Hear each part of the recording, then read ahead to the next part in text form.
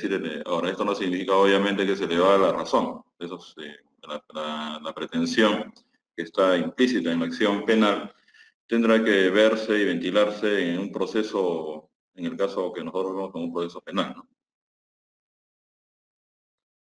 La acción como una primera definición operativa dice la potestad, facultad de acudir al órgano jurisdiccional. Cuando señalamos órgano jurisdiccional, lo estamos refiriendo a los jueces.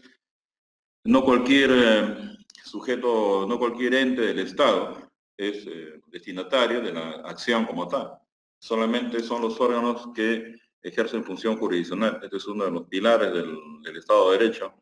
La división de poderes, que hasta ahora se mantiene a partir de la propuesta que salieron de la Revolución Francesa, la propuesta de Sieyes, ¿no? La división del Estado. Al Estado se le asigna una función legislativa, una función judicial, jurisdiccional y una función ejecutiva.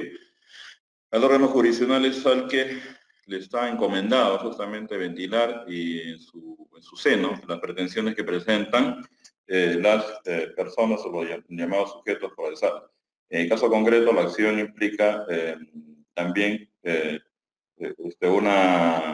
en cuanto al Ministerio Público, a su potestad señalada por la Constitución, porque en él está radicada la titularidad de la acción penal, ¿no? Y es el Ministerio Público en nuestro país. Vemos que la intervención del Ministerio Público data como institución constitucional del año 1980. De ahí que, de alguna manera, esto también tiene relación a este ejercicio de la acción penal de una forma limitada. Hasta antes del 80, el Ministerio Público era un apéndice del Poder Judicial. Si ustedes verifican el Código de Procedimientos Penales, ahí se habla del agente fiscal.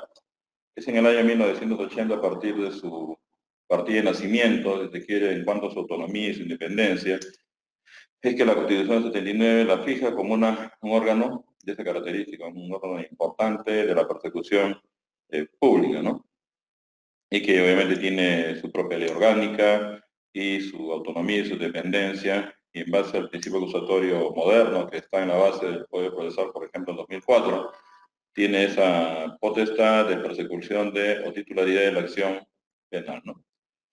De ahí que, como se dice, el inicio de la acción penal, es decir, la excitación o intervención del órgano jurisdiccional, hay una discusión, dice, para algunos puede ser a partir de la presentación de la acusación, y para otros es el ejercicio en general de la acción penal, que desde que el Ministerio Público inicia su deber de persecución o de investigación. Estimamos que esta postura mucho más amplia es la que particularmente el autor la suscribe, toda vez que la acusación es una expresión, una manifestación de la acción penal que realiza el Ministerio Público, pero que porque llega con una pretensión efectivamente hacia el órgano jurisdiccional, pero para construir esa acusación ha pasado por un proceso penal, una investigación preparatoria para reunir todos los elementos y generar la persecución penal. Esta titularidad de la acción penal nace del propio ejercicio, pienso, del propio inicio de una noticia criminal, en la que la Fiscalía está obligada pues a iniciar de oficio, ¿no? O en todo caso, ante una denuncia de parte, una investigación que le permita en el futuro construir una acusación. Tiene efectos, porque algunos han planteado que tiene efectos para algunos institutos de extinción de la acción penal. Los que plantean que la acción penal solamente se inicia a partir de la acusación, básicamente reducen, ¿no? O modifican el cálculo de los plazos de prescripción, que lo vamos a ver en su momento, ¿no? La acción penal y el Código Procesal de 2004. En la acción penal y sus formas de manifestación, el gran acto postulatorio es definitivamente la acusación, pero la acción penal es ejercicio, esa pretensión que lleva el Ministerio Público ante el órgano jurisdiccional o los jueces, va a implicar un conjunto de pretensiones específicas que va a implicar justamente el ejercicio de la acción penal. Si yo no tuviera esa potestad asignada por la Constitución, el ejercicio de la acción penal, básicamente estaría limitada esta acción penal solamente al tema de la acusación. Y como yo les digo, va a tener efecto en algunos, básicamente en el cálculo de los tiempos. Por ejemplo, hay pretensiones específicas en investigación preparatoria que están básicamente centradas en la petición, por ejemplo, de autorización de medidas cautelares. Más aún que estamos bajo la regla del principio de rogación. En el caso de las medidas cautelares, hasta en el Código de 1940 muchas medidas cautelares los jueces prácticamente las hacían de oficio, pero actualmente se ha impuesto bajo el principio acusatorio que esta facultad está asignada al Ministerio Público de tal manera que bajo el principio de rogación, si no hay requerimiento fiscal, el órgano jurisdiccional no puede actuar de oficio, ¿no? Aquí también es una manifestación del llamado principio acusatorio, que ustedes ya lo han visto en las primeras sesiones, que fundamenta la división de roles. El Ministerio Público se dedica a investigar y a presentar en su momento la acusación, es decir, a la investigación y persecución penal, mientras que los órganos jurisdiccionales o los jueces se dedican a ser garantes, por ejemplo, de los derechos de las partes en un proceso de investigación penal, y también tienen la función de llevar a cabo el juzgamiento y emitir una decisión, es decir, fallo. La Fiscalía investiga y el Poder Judicial o los jueces son los que se dedican a fallar. Esa es la base del principio acusatorio. De esta manera, este principio acusatorio se ve expresado también en esa potestad que tiene la Fiscalía para solicitar medidas cautelares. El juez no puede actuar. Caso concreto, ustedes son casos mediáticos donde vemos a jueces de la Sala Nacional, específicamente el juez Concepción Carguancho, la misma Sala Nacional. Todas estas peticiones de incautación o de prisiones preventivas, el juez no las ventilaría, no las sometería a una discusión en una audiencia si es que el Ministerio Público no se lo solicitaba. Ahora hay otro tema que hay que ver, que particularmente en la medida que el Código de Procedimientos Penales está teñido de un modelo mixto e inquisitivo, donde hay una suerte de intervención de los jueces en atribuciones que tiene el Ministerio Público. Por ejemplo, hasta hace 2 o 3 años, las medidas cautelares se llevaban de oficio, no había ni siquiera una petición del Ministerio Público.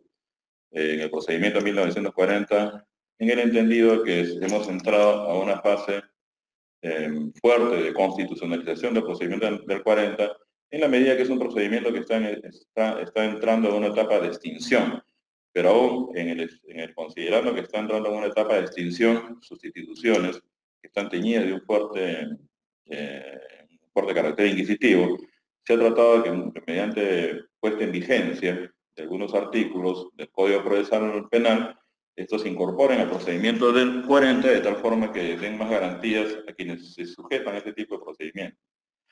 Estamos pues en un sistema, si se quiere, mixto. La reforma procesal penal ha avanzado a lo largo de todo el país.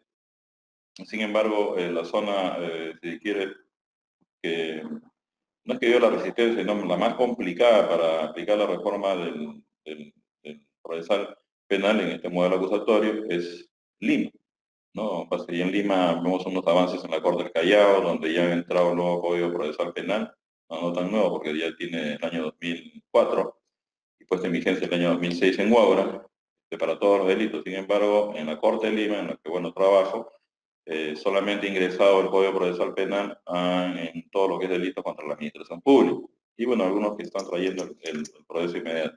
En suma, hay una heterogeneidad. Hay 2 procedimientos que están conectados, que están imbricados con algunas instituciones, pero uno definitivamente va a desaparecer, de ahí que se forman las famosas juzgados liquidadores, salas liquidadoras, y el Código Procesal Penal, que en su entrada en vigencia, esperemos, en la Corte de Lima en el año 2020, que más o menos la proyección, la reforma a nivel nacional se habría por lo menos implementado, ¿no? Ya que eran los rezagos del procedimiento del 40 en estos órganos jurisdiccionales de liquidación, ¿no?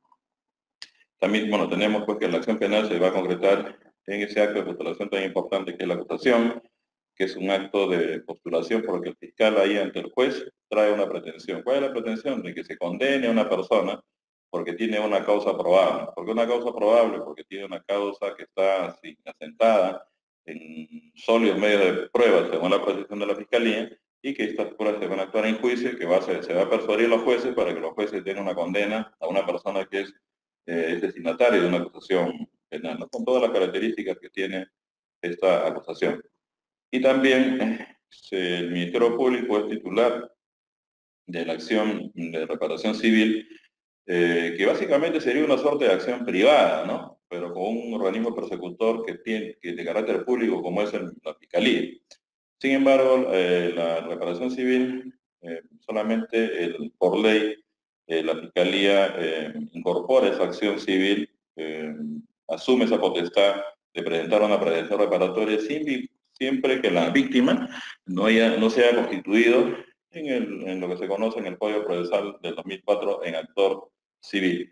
En el procedimiento de 1940 se le conoce como parte civil, ¿no? Entonces ahí se considera que si la parte civil o el actor civil, la víctima no se ha constituido, definitivamente la titularidad la tiene el Ministerio Público, ¿no? ¿Cuáles son las características de la acción penal, no? Publicismo. ¿Por qué se dice publicismo? Porque la acción penal es de derecho público, porque con ella se peticiona pues un órgano jurisdiccional público, como es el Poder Judicial, que cumple dicha función, donde esa pretensión se va a plantear mediante estos órganos de características públicas. Acá no entra pues lo privado. La Fiscalía es un ente propio, el derecho público, el Poder Judicial es un ente propio, el derecho público. Por eso que se denomina o tiene un carácter que es público o publicismo, ¿no? Otro carácter de la acción penal que la pretensión jurídica única y la penal es estrictamente punitiva, ¿no? Como se decía, la Fiscalía, ¿para qué acude al Poder Judicial como sujeto procesal? Va justamente con una pretensión de sancionar, ¿no? En general, ¿no? Salvo, de repente lo vamos a ver, esta acción penal no propiamente dicha de esa manera, más bien hay una figura de abstención de la acción penal por excepción, donde la Fiscalía, mediante acuerdo con los imputados en determinados delitos, va a abstenerse de ejercitar, y si esto ya se ha judicializado, quien tiene que aprobar o dar el visto, la aprobación de este acuerdo reparatorio, o llamado principio de oportunidad, es el juez, que ya viene tramitando el proceso penal. Otro carácter de la acción penal es la oficialidad, ¿no? La titularidad es concedida a un órgano público del Estado como es justamente el Ministerio Público. Nadie más puede sustituir la función que realiza este Ministerio Público, ¿no? Este órgano hemos dicho que tiene su origen en el Perú, concretamente ya con autonomía e independencia a partir del año 1980, pero es parte del propio desarrollo que se ha dado en los sistemas procesales. A lo largo de la historia, como hemos podido muy brevemente, hace muchos años, en la época, si se quiere, primitiva, los individuos solucionaban la afectación a un bien que ellos tutelaban, como sería la vida, la integridad, la propiedad. Ellos ejercían lo que se llamaba la acción, la venganza, ¿no? Que podía ir contra el individuo que había cometido un hecho contra su bien, contra su patrimonio o contra la familia, ¿no? Entonces, en el modelo acusatorio, o el sistema procesal acusatorio, se inició en esas épocas antiguas mediante el ejercicio, mediante la venganza privada. No había ningún órgano que se dedicara o que se asignara para sí la persecución penal.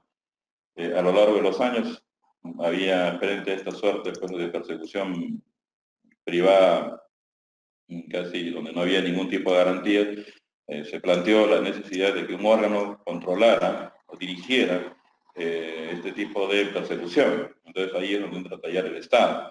Y en primera, el Estado empieza a generar una autoridad, que en este caso es el juez, se empieza a generar una suerte de función jurisdiccional. Pero ahí viene el problema, porque cuando el juez asignaba esta función de establecer y juzgar y procesar, él se asignaba dos funciones, una que era la de investigar y otra que era la de procesar o sentenciar. Entonces, esto ha sido la base pues, de lo que se conoce como el modelo inquisitivo, donde el juez tiene esas dos facultades. El sistema acusatorio moderno lo que hace justamente, como he señalado, separar las funciones, porque cuando el juez tiene asignada su función la función de investigar y la función de fallar, lo que se está pervirtiendo es ese principio de imparcialidad que se requiere a todo juez, porque él es el que va a emitir una sentencia. Entonces, este tema de ponerle límites al Estado nace pues a partir el Estado absolutista, por lo menos en la historia, nace a partir de la Revolución Francesa, ¿no? Había un Estado absolutista que controlaba todo, y ahí se planteó la necesidad de que salga un órgano jurisdiccional que solamente se dedique a ver el tema de los procesos, ¿no? La función jurisdiccional del Estado.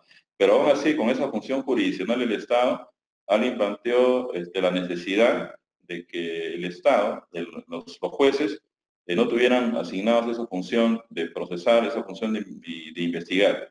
Entonces, ahí es donde nace justamente el Ministerio Público, es decir, el origen del Ministerio Público está pues dentro de las propuestas de limitar al Estado en diferentes funciones que vienen de las ideas del liberalismo. Esto también tiene obviamente su raigambre en el sistema inglés, porque ahí también, más o menos en 1789, se crea un ente de persecución y de acusación que es el símil de lo que es, o la génesis de lo que sería actualmente el Ministerio Público. Esto, obviamente, y en las épocas modernas, el Ministerio Público tiene pues un rol importantísimo y donde se reserva su autonomía y su independencia frente a cualquier poder, ¿no? Incluso frente al eh, órgano jurisdiccional, ¿no? Entonces, ese principio de oficialidad, de darle a ellos exclusivamente la asignación de titular de la acción pública, es uno de los caracteres de la acción penal, ¿no? La irrevocabilidad, otro carácter de la acción penal. Esta característica debe entenderse en el marco de dos supuestos. Hay un mandato de la ley. Cuando ustedes alguna vez han escuchado el Ministerio Público, la Fiscalía es el defensor de la legalidad, implica pues que ellos tienen la obligación de la persecución del delito y también levantar o recolectar todos los elementos de comisión para que ellos puedan su acción penal en una pretensión condenatoria pueda tener éxito, es decir, cuando tienen una causa probable. Esto implica necesariamente que esta facultad asignada constitucionalmente, como línea general, ellos tienen que cumplir, ¿no? Si no cumplen con el ejercicio de acción penal, estarían yendo incluso a un acto de omisión de funciones que implica responsabilidades legales, ¿no? E incluso responsabilidades disciplinarias. Cuando se inicia la acción penal, por este principio de revocabilidad, esta ya no puede detenerse. Pero obviamente la ley ha establecido excepciones y las excepciones son justamente el denominado principio de oportunidad. Es decir, cuando el fiscal, mediante procedimiento establecido por la ley, se abstiene de ejercitar en esas circunstancias la acción penal. Pero en general, la fiscalía es la que tiene pues, la titularidad de la persecución y un fiscal no se puede abstener, ¿no? Si ya está procesando un delito de robo, un delito de homicidio, un delito de violación que es tan grave, un delito de feminicidio, no puede desistirse de esa facultad de manera no razonada, no legal, ¿no? Es decir, si ya inició la acción penal, tiene que llevarlas hasta las consecuencias legales y que se le impone, en todo caso, le impone la ley, ¿no? Esto particularmente, eso no implica obviamente, no tiene nada que ver con el tema del archivo, la acción, el archivo de un caso, ¿no? La Fiscalía puede archivar un caso porque eso está previsto por la ley, pero el archivamiento de un caso o la petición de sobreseimiento está arreglada. Es decir, no se le conoce a la Fiscalía una actuación de desistimiento mediante un sobreseimiento de manera que no esté sustentada de manera legal, ¿no? En ese sentido, ahí se aplica el principio de revocabilidad, es decir, si no hay elementos, no hay condiciones legales para poder solicitar un archivo, la Fiscalía tiene que presentar su acusación. Ahora, hay un principio de objetividad que también debo reconocer, porque, por ejemplo, cuando se hace la investigación preparatoria, el fiscal dice tiene el deber de reunir las pruebas de cargo, pero también las pruebas de descargo. ¿Esto qué implica? Que el fiscal debe ser objetivo en su investigación. La objetividad es una suerte de manifestación del principio de imparcialidad para los jueces. Esto tiene raigambre y tiene un desarrollo a nivel constitucional. Se dice que el fiscal, alguna vez le escuché a unos profesores, Juan Portocarrero, en unos alegatos, recuerdo, en una sala de Lima, donde él decía pues, que la fiscalía no es un órgano no es una maquinaria de acusación como tal, ¿no? Es decir, una maquinaria en el entendido, una maquinaria arbitraria.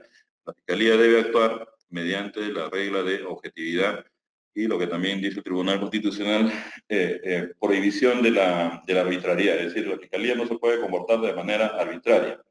Esto en el sentido de que si bien es cierto, está bajo un carácter de irrevocabilidad de la acción penal, sin embargo, el desistimiento que podría manifestarse en una petición de sobreseimiento debe ser en función de que la Fiscalía, cuando hizo la investigación preparatoria, y encontró elementos que le impedían continuar con la persecución penal. Una de ellas, por ejemplo, podría haber prescrito o podría haberse encontrado con un elemento de atipicidad.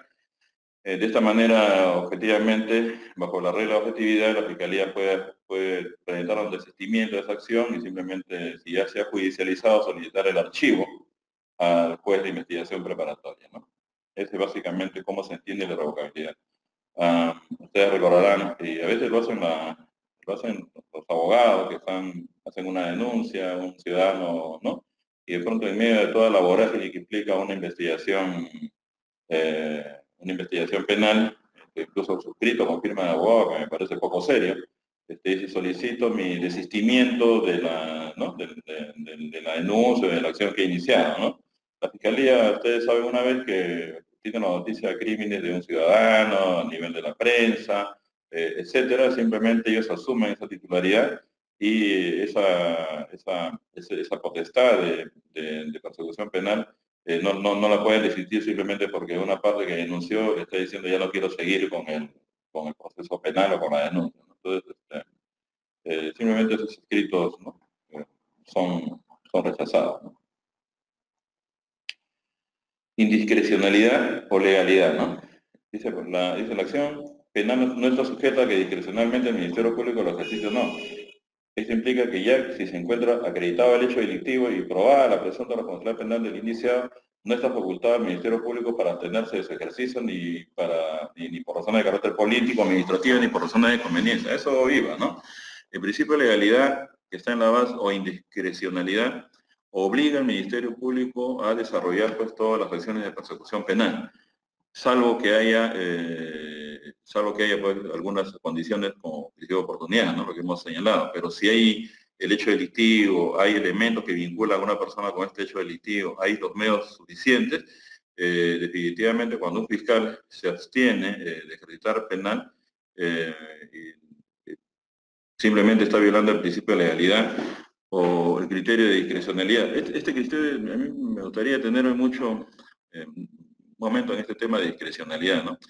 La discrecionalidad a veces se ha visto como una suerte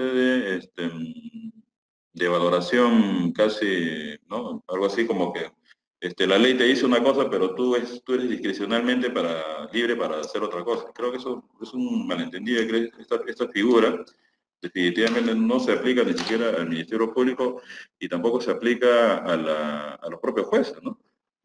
Muchas veces se ha vendido la historia de la discrecionalidad judicial o fiscal, en este caso se lanza una prohibición de una suerte de espacio en el cual el juez puede decidir según su criterio y tomar una suerte de determinación. Y a veces cuando estamos, por ejemplo, esto aludo a los jueces, cuando estamos en el tema de beneficio penitenciario y se deniega pues, a un reo un beneficio penitenciario como una libertad condicional, etcétera, en muchos de los pedidos que a veces hacen los delegados de los que están internos dicen que se elimine la discreción del juez, ¿no? Que se elimine la discreción del juez. Y yo voy a esto, los jueces no actúan discrecionalmente, porque hablar de discreción es una actuación casi arbitraria y por encima de la ley, ¿no? Por eso que al Ministerio Público le dice una prohibición de que tú discrecionalmente puedas decidir sobre una persecución penal. No, señor. Acá tú estás obligado a lo que se llama el principio de legalidad. Es decir, si tú tienes todos los elementos, ¿no? Tienes la persona imputada, tienes los elementos de prueba suficientes para llevarlo, para presentar una acusación y probar tu causa en juicio, no tiene mucho sentido, ¿no? Que te abstengas o simplemente por un criterio discrecional, motivaciones de carácter político, administrativo o cuestiones de conveniencia, que te abstengas, porque no son criterios legales, no son criterios subjetivos y de todas maneras criterios irregulares, ¿no? Si yo veo que un fiscal no ha ejercitado la acción penal, y esto puede haber sucedido por X razones, incluso el tema de corrupción también puede estar de por medio, pues ellos son pasibles de ser investigados y ser sancionados severamente, cuando no han respetado el principio de legalidad que los obliga justamente a avanzar o desarrollar la persecución penal, ¿no?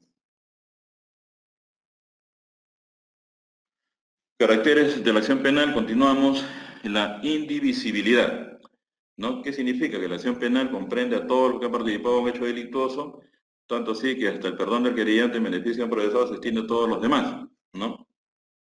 Querellante porque esto es un léxico que viene de la legislación española. Pero yo voy a tocar el tema de la indivisibilidad, más o menos en este sentido. Es sabido que el Ministerio Público es un ente jerarquizado, ¿no? Donde los superiores dan incluso instrucciones a los inferiores para la persecución del delito.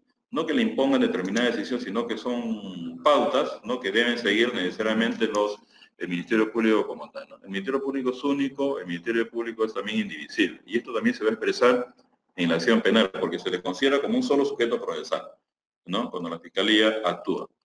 Yo sé que definitivamente a veces por la misma organización de la Fiscalía, a veces cambia un fiscal, llaman a otro, tienen conocimiento del caso, pero en lo esencial, cualquier fiscal que asuma un caso de la fiscalía, ¿no? Para llevarlo, para continuarlo, ellos tienen que aplicar el criterio de que esa acción penal es de carácter indivisible, es de carácter único. Y yo les voy a poner un ejemplo, en todo caso, hacia dónde apunta el tema de la indivisibilidad, que implica también una sola dirección, una sola congruencia, ¿no? Resulta, como ejemplo, que un chofer, en una intervención de la policía, el policía le pide documentos, ¿no? Y este señor no tenía, incluso tenía un montón de multas. Este señor se rehúsa, ¿no? Hay un forcejeado con la policía y después el señor se fuga, ¿no? Entonces este policía lo denuncia a este señor por violencia y resistencia a la autoridad y aparece un procesamiento de este chofer en una fiscalía, después aparece en un juzgado y después aparece en una sala del proceso penal generado por esta acción. Pero este chofer había hecho lo siguiente, había iniciado por su cuenta una denuncia contra el policía que lo había detenido y había manifestado que el policía le había cobrado un, un dinero, ¿no? Entonces lo había denunciado por cohecho. Entonces, estas acciones, ¿no? Llevadas por la propia fiscalía, ¿no? Llevadas por la propia fiscalía, habían generado dos procesos penales, ¿no? Este problema de la conexión de pronto de la fiscalía, no, los sistemas informáticos esperemos que ahora lo estén solucionando, parece que no se habían conectado y resulta que este policía lo llevan al proceso penal. Entonces, en un proceso penal aparece acusado por la fiscalía como autor de un cohecho, ¿no? Y en otro caso aparece la fiscalía, ¿no? Denunciando al chofer como quien había faltado a la autoridad de este mismo policía. Ese mismo policía era el mismo hecho. Entonces la pregunta es, frente a este tema de la acción penal, ¿por qué razón tenemos una sola, tenemos al Ministerio Público yendo en ambas direcciones? ¿No? De ahí que la acción penal no puede de alguna manera cortarse, porque el Ministerio Público es un solo sujeto procesal y debe definir su acción penal con uno por otro lado. Es decir, o veía el tema del cohecho o veía el tema de resistencia a la autoridad, pero no se podía conseguir. Lo que sucede que en este caso concreto es que al final se llegó a tomar conocimiento de estas dos acciones y una fiscalía provincial seguía insistiendo en el tema del cohecho y la otra fiscalía seguía insistiendo en el tema de violencia y resistencia a la autoridad, ¿no? Es decir, posiciones completamente contradictorias, fracturando uno de los criterios de indivisibilidad de la acción penal, ¿no? En este sentido, recuerdo que se declaró, porque uno de los casos llegó a sala en la que yo participaba como superior en la sala de apelaciones, delitos contra la administración pública, justamente el tema del cohecho, y ahí también la defensa del policía había dicho, ¿no? ¿Cómo era posible que la fiscalía, ¿no? En otro proceso, al chofer que ahora lo denunciaba por cohecho, lo habían hecho que lo procese por cohecho, el mismo chofer estaba denunciado por violencia y resistencia a la autoridad, supuestamente en donde el policía había intervenido correctamente, y este chofer había faltado, había ido contra ese mandato. Entonces, nos llamó poderosamente la atención y se recomendó pues, a la Fiscalía, bajo el criterio de que la acción penal es indivisible, y la Fiscalía tiene que actuar de manera congruente cuando encausa su acción. Es decir, no puede disparar para ambos lados o disparar de manera contradictoria. Entonces, resumiendo, tenemos una acción penal pública, una acción indivisible, una acción penal donde se respeta el principio de legalidad y donde hay el principio de oficialidad, porque aquí interviene el Ministerio Público. Muy bien. Ahora vamos a pasar a esta parte donde hay lo que se conoce como la acción privada. La acción privada es la acción ejercitada por particulares porque han sido ofendidos en sus bienes jurídicos que el legislador ha considerado que son bienes jurídicos de naturaleza personal privada, ¿no? No tiene una connotación de bienes jurídicos, si se quiere, públicos, que obligue al Ministerio Público a actuar en la persecución. Entonces se dice pues que la acción pública, la diferencia de la acción pública y la privada es que esta privada la ejercen los particulares y procesalmente está movido bajo el impulso de parte, es lo que se conoce como el principio dispositivo.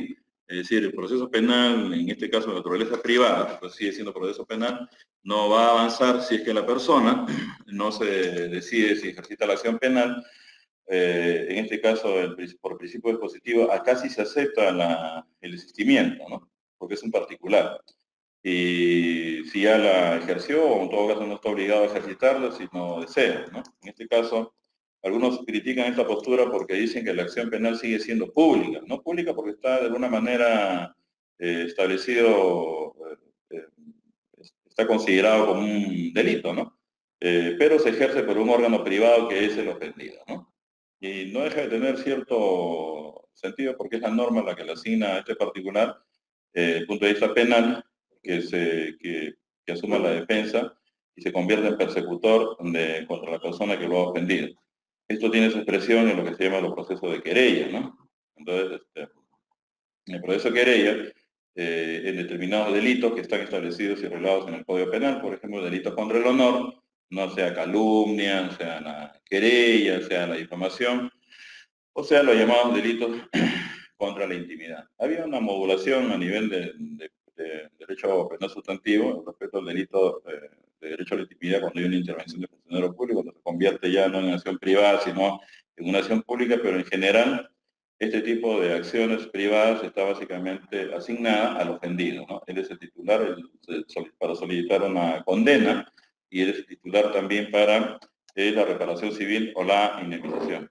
Curiosamente, el proceso de querella, y eso es lo que hasta ahora algunos tratan de darle una explicación, en el proceso de querella se llega hasta la Corte Suprema, ¿no? Funciona como un proceso sumario en primera instancia, después hay una segunda instancia en sala superior, y el procedimiento de querella en los casos que están vinculados a prensa, por ejemplo, llegan hasta la Corte Suprema, donde hay una suerte de opinión, donde hay una opinión legal también de la Fiscalía Suprema respecto a estos casos de querella, ¿no? En ejemplo, el caso de la señora Magali Medina, ¿no? Que llegó hasta la Corte Suprema, donde confirmaron uno de los casos que ella tuvo en el Poder Judicial y que después trató de ser removido vía una acción de garantía en el Tribunal Constitucional por este caso llamado coloquialmente el caso de las prostivedetes, ¿no?